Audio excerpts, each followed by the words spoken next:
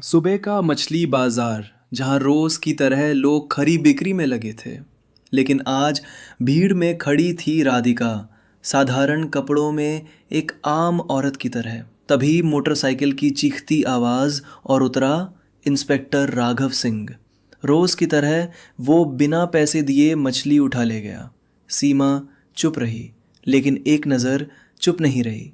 वो नज़र थी राधिका की। उसकी आंखें बर्फ की तरह ठंडी हो गईं और तभी उसने कहा, अब ऐसा नहीं होगा। कौन है ये औरत? क्यों खड़ी है वो सीमा के ठेले पर? और सबसे बड़ा सवाल, क्या वाकई ये आम औरत है या उसके भीतर छुपा है कोई ऐसा राज जो पूरे शहर का खेल बदल देगा? चलिए आगे सुनते हैं। राधिका ने एक सुबह अपने जिले के एक मछली बाजार का रुख किया। वह सामान्य कपड़ों में, बिना किसी सरकारी पहचान के और बिना किसी सुरक्षा गार्ड के वहां पहुंची। राधिका के चेहरे पर सादगी और आत्मविश्वास था। उसने मछली की दुकानों की ओर बढ़ते हुए वहां काम करने वाली एक महिला से पूछा, क्या दाम है? दुकान पर खड़ी उस महिला का नाम सीमा था, जो मछली बेचने के साथ साथ अपनी छोटी बेटी की देखभाल भी करती थी। कुछ ही समय में राधिका ने उसकी दुकान पर खड़ा होकर देखा, लेकिन सब कुछ सामान्य था। जब तक एक लड़का, जो सीमा की बेटी का सहायक था, भागते हुए आया और सीमा से कहा, मम्मी, मुझे स्कूल छोड़ दो, मैं लेट हो रहा हूँ। सीमा मुस्कुराई और बोली, थोड़ी देर रुको बेटा, मैं पहले इनको मछली दे दूं। तभी राधिका के दिल में एक हिम्मत का आगाज हुआ। उसने मुस्कुराकर सीमा से कहा, आप बच्चे को स्कूल छोड़ आइए, मैं आपकी दुकान संभाल लूंगी। सीमा थोड़ी झिझकते हुए राधिका से सहमत हो गई और बच्चे को लेकर स्कूल के लिए रवाना हो गई। राधिका दुकान के पास खड़ी रही और चारों ओर के माहौल को ध्यान से देख रही थी। तभी एक मोटरसाइकिल ने पास आकर ब्रेक मारी। यह मोटरसाइकिल पर सवार था कोई और नहीं बल्कि इंस्पेक्टर राघव सिंह, जो स्थानीय पुलिस स्टेशन का एक उच्चाधिकारी था। इंस्पेक्टर राघव सिंह उतरे और अपनी घूरती हुई नजरों से राधिका को देखा। उन्होंने तंज करते हुए कहा, तुम कब से यहां मछली बेचने लगी? राधिका ने कोई प्रतिक्रिया नहीं दी और सामने खड़ी सीमा की ओर देखा, जो अब तक वापस लौट आई थी। सीमा की आंखों में घबराहट और डर साफ दिख रहा था। ने बिना किसी हिचकिचाहट के सीमा से मछलियां ले लीं, लेकिन पैसे नहीं दिए। राधिका की नजरें बर्फ की तरह ठंडी हो गईं जब उसने यह सब देखा। उसने सीमा से पूछा, आपने उससे पैसे क्यों नहीं लिए? सीमा की आंखों में परेशानी और मजबूरी साफ दिखाई दे रही थी। वह धीमे स्वर में बोली, वो रोज ऐसे ही मछली ले जाता है।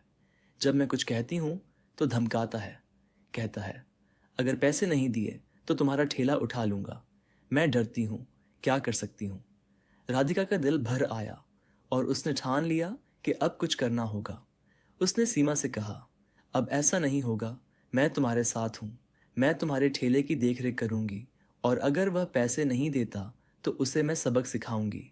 सीमा की आंखों में आंसू थे, लेकिन आज पहली बार उसे उम्मीद की एक किरण नजर आई। अगले दिन राधिका ने फैसला किया कि वह महिला बनकर मछली बाजार में इंस्पेक्टर राघव को पकड़ेंगी, ताकि उसकी असली करतूत का पर्दाफाश किया जा सके। अगले दिन सुबह राधिका ने अपनी योजना को अंजाम देने का फैसला किया। वह अपने ऑफिस के कपड़ों को छोड़कर एक साधारण महिला के रूप में मछली बाजार पहुंचने का तय किया। उसने एक साधारण साड़ी पहनी और सिर पर पल्लू लिया। उसकी आंखों में एक ठान लिया हुआ आत्मविश्वास था, लेकिन चेहरे पर कोई पहचान नहीं थी। वह एक आम महिला की तरह बाजार की गलियों में चल रही थी और हर कदम में उसकी सोच दृढ़ होती जा रही थी। आज वह केवल प्रशासनिक अधिकारी नहीं, बल्कि एक महिला की आवाज बनने वाली थी। जैसे ही वह मछली बाजार पहुंची, उसने उसी दुकान का रुख किया जहां कल सीमा थी। दुकान पर खड़ी एक औरत ने मछली के दाम पूछे। राधिका ने बिना किसी बात के मछलियां तौली और फिर उस महिला से कहा, मेरे बहन का ठेला संभालने का है, आज वही मछली बेचने के लिए आई है। महिला ने उसकी बात पर भरोसा कर लिया और कुछ देर बाद वह अपने बेटे के साथ चल पड़ी। तभी मोटरसाइकिल पर वही इंस्पेक्टर राघव सिंह आया और इस बार वह राधिका को घूरते हुए बोला, कल तुम यहाँ थी और आज फिर वहीं हो, क्या है ये सारा मामला?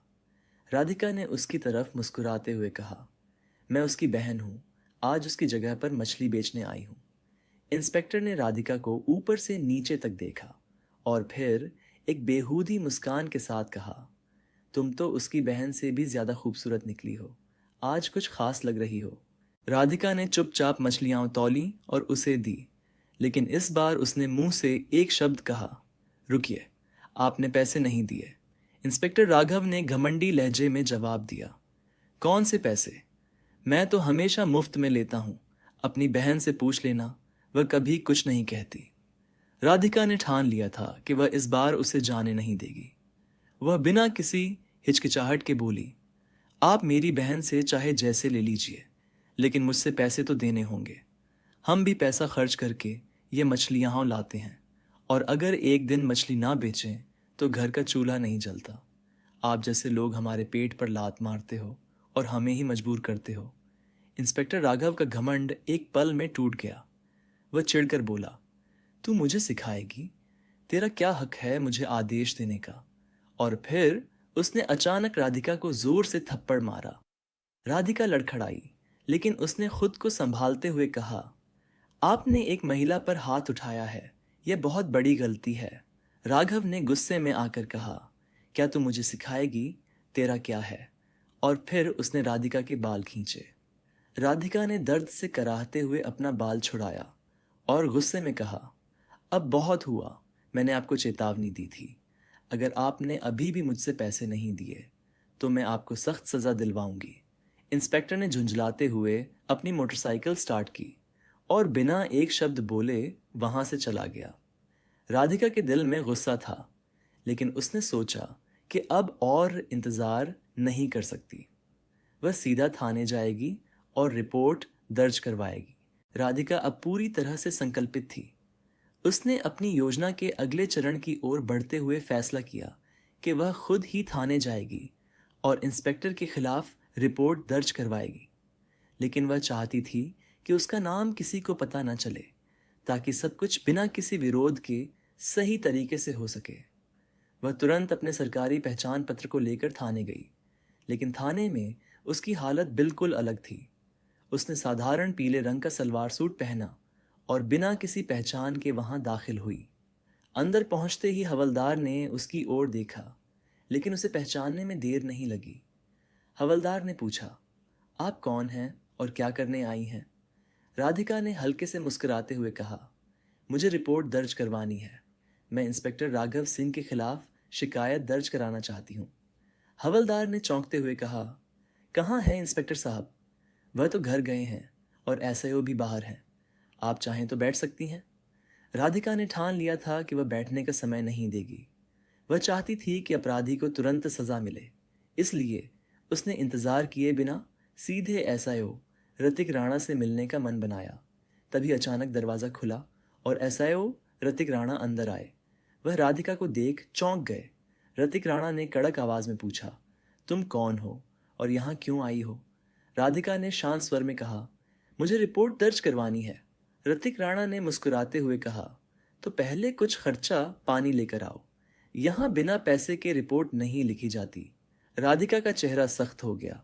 उसने जवाब दिया, ये क्या तरीका है? रिपोर्ट दर्ज करने के लिए पैसे लेने का क्या कारण है? ऋतिक राणा हंसी में बोला, यह तरीका ही है, आपको जो करना हो कर लीजिए। राधिका ने गहरी सांस ली और बिना किसी भय के कहा, ठीक है, 10 रुपये ले लो, लेकिन रिपोर्ट लिखो। ऋतिक राणा ने पैसों को लेकर पूछा, किसके खिलाफ है रिपोर्ट? राधिका ने पूरी गंभीरता से कहा, इंस्पेक्टर राघव सिंह के खिलाफ। वह एक राधिका ने अब अपनी योजना को आगे बढ़ाने की ओर कदम बढ़ाया। उसने पूरे दिल से ठान लिया था कि इंस्पेक्टर राघव सिंह को सज़ा दिलवाना ही उसकी अंतिम मंजिल है। थाने में रिपोर्ट दर्ज करवाकर राधिका ने एसएओ ऋतिक राणा के सामने एक और चुनौती रखी, अगर आप इस मामले में कोई कदम नहीं उठाएंगे तो मैं पूरे शहर में इस बात की शिकायत कर दूंगी।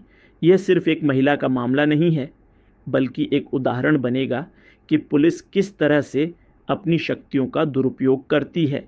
एसएओ ऋतिक राणा थोड़ी देर चुप रहे, फिर उन्होंने हल्की मुस्कान के साथ कहा, देखिए, हमें ज़रा सोच समझकर कदम उठाना पड़ेगा। राघव सिंह हमारे वरिष्ठ अधिकारी हैं और उनकी गिरफ्तारी एक बड़ी बात होगी। लेकिन राधिका ने कड़ा जवाब दिया, अगर आप चाहते हैं कि मैं चुप रहूं, तो यह सपना छोड़ दीजिए। अब चाहे जो हो, मैं राघव सिंह को उसके किए की सज़ा दिलवाकर ही दम लूंगी। राधिका का आत्मविश्वास देखकर ऋतिक राणा को समझ आ गया कि यह मामला अब सिर्फ उन्हें ही नहीं बल्कि प्रशासन को भी हर हाल में सुलझाना होगा। उसने हुक्म दिया कि राघव सिंह को थाने बुलाया जाए। करीब आधे घंटे बाद राघव सिंह थाने पहुंचा। उसकी घमंडी मुस्कान पहले जैसे ही थी, लेकिन आज उसका चेहरा कुछ बदला बदला सा लग रहा था।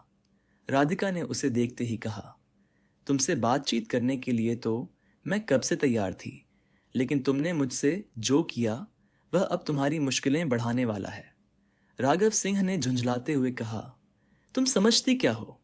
क्या तुम मुझे मेरी जगह पर बता रही हो? राधिका ने उसे चुप कराते हुए कहा, तुमसे यह सवाल नहीं बल्कि तुम्हारी हरकतों का हिसाब लिया जाएगा। तुमने मुझसे मारपीट की और अब मैं तुम्हारे खिलाफ कार्रवाई करवाने आई हूं। राघव सिंह ने इसे हल्के में लिया और कहा, क्या तुम मुझे गिरफ्तार करवा सकती हो? मुझे ऐसा नहीं लगता। लेकिन राधिका ने जवाब दिया, मुझे खुद पर विश्वास है। तुम नहीं जानते, ये जो तुमने किया है वह कहीं ना कहीं तुम्हारे खिलाफ जाएगा। फिर अचानक थाने का माहौल बदल गया। एसएओ ऋतिक राणा ने राघव सिंह को चेतावनी दी, तुम्हारे खिलाफ आरोप गंभीर हैं। अगर तुमने इस महिला के साथ मारपीट की है तो तुम्हें सज़ा भुगतनी पड़ेगी। अब अपने घमंड को छोड़ दो और सच बोलो। राघव सिंह का चेहरा तनाव में आ गया। उसने खुद को गिरा हुआ महसूस किया।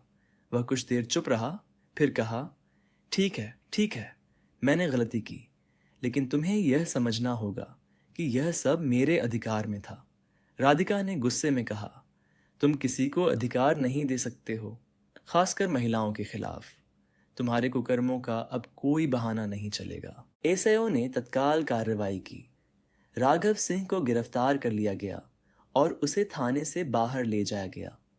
राधिका की आंखों में अब विजय का भाव था, क्योंकि उसने न केवल एक इंस्पेक्टर को सज़ा दिलवाने में सफलता पाई थी, बल्कि उन सभी महिलाओं की आवाज़ भी बन गई थी जो दिन प्रतिदिन ऐसे अत्याचारों का शिकार होती थी। ये पूरी घटना थाने में एक खलबली मचा गई। पुलिस वाले और अधिकारी सब हैरान थे कि एक महिला ने किस तरह से एक उच्च पदस्थ अफसर को न केवल चुनौती दी बल्कि उसे गिरफ्तार भी करवाया। राधिका का नाम अब सभी के बीच चर्चा का विषय बन गया। राधिका ने अपने कदम वापस ऑफिस की ओर बढ़ाए, लेकिन उसकी यह जीत न केवल उसकी थी बल्कि उन सभी महिलाएं जिनका हक छीना गया था, उनके लिए भी एक नई उम्मीद बन चुकी थी। राधिका जानती थी कि यह लड़ाई अब खत्म नहीं हुई है। हर कदम पर उसे और भी सख्त होना था, लेकिन आज उसने जो किया वह एक नई शुरुआत थी। राधिका ने राघव सिंह की गिरफ्तारी के बाद खुद को थोड़ा आराम दिया, लेकिन उसका मन पूरी तरह से संतुष्ट नहीं था। उसने महसूस किया कि यह तो केवल एक शुरुआत थी और अभी बहुत कुछ बाकी था। पूरे शहर में राघव सिंह के खिलाफ हुई कार्रवाई की चर्चा होने लगी थी, लेकिन राधिका जानती थी कि यह जीत सिर्फ उसे नहीं बल्कि हर उस महिला को सशक्त बना सकती है जो सामाजिक अन्याय और शोषण का शिकार हुई है। इस घटना के बाद राधिका ने ठान लिया कि अब वह महिलाओं के अधिकारों के लिए एक बड़ा कदम उठाएगी। उसने अपनी योजना बनाई कि वह मछली बाजार में काम करने वाली महिलाओं के लिए एक संगठन बनाएगी जो न केवल उनके कानूनी अधिकारों की रक्षा करेगा बल्कि उन्हें समाज में सम्मान और स्वावलंबी बनाएगा। उसने अपनी पुरानी पहचान को पूरी तरह से बदलने का फैसला किया। अब वह केवल एक प्रशासनिक अधिकारी नहीं बल्कि एक महिला नेता बनना चाहती थी जो महिलाओं के लिए अपनी आवाज़ उठाएगी। राधिका ने राघव सिंह की गिरफ्तारी के बाद खुद को थोड़ा आराम दिया, लेकिन उसका मन पूरी तरह से संतुष्ट नहीं था। उसने महसूस किया कि यह तो केवल एक शुरुआत थी और अभी बहुत कुछ बाकी था। पूरे शहर में राघव सिंह के खिलाफ हुई कार्रवाई की चर्चा होने लगी थी, लेकिन राधिका जानती थी कि यह जीत सिर्फ उसे नहीं बल्कि हर उस महिला को सशक्त बना सकती है जो सामाजिक अन्याय और शोषण का शिकार हुई है। इस घटना के बाद राधिका ने ठान लिया कि अब वह महिलाओं के अधिकारों के लिए एक बड़ा कदम उठाएगी। उसने अपनी योजना बनाई कि वह मछली बाजार में काम करने वाली महिलाओं के लिए एक संगठन बनाएगी जो न केवल उनके कानूनी अधिकारों की रक्षा करेगा बल्कि उन्हें समाज में सम्मान और स्वावलंबी बनाएगा। उसने अपनी पुरानी पहचान को पूरी तरह से बदलने का फैसला किया। अब वह केवल एक प्रशासनिक अधिकारी नहीं बल्कि एक महिला नेता बनना चाहती थी जो महिलाओं के लिए अपनी आवाज़ उठाएगी। दोस्तों, अगर ये कहानी आपके दिल को छू गई हो तो लाइक करना ना भूलें, शेयर कीजिए, कमेंट में अपनी राय बताइए और सब्सक्राइब ज़रूर कीजिए ताकि ऐसी कहानियाँ आप तक पहुँचती रहें।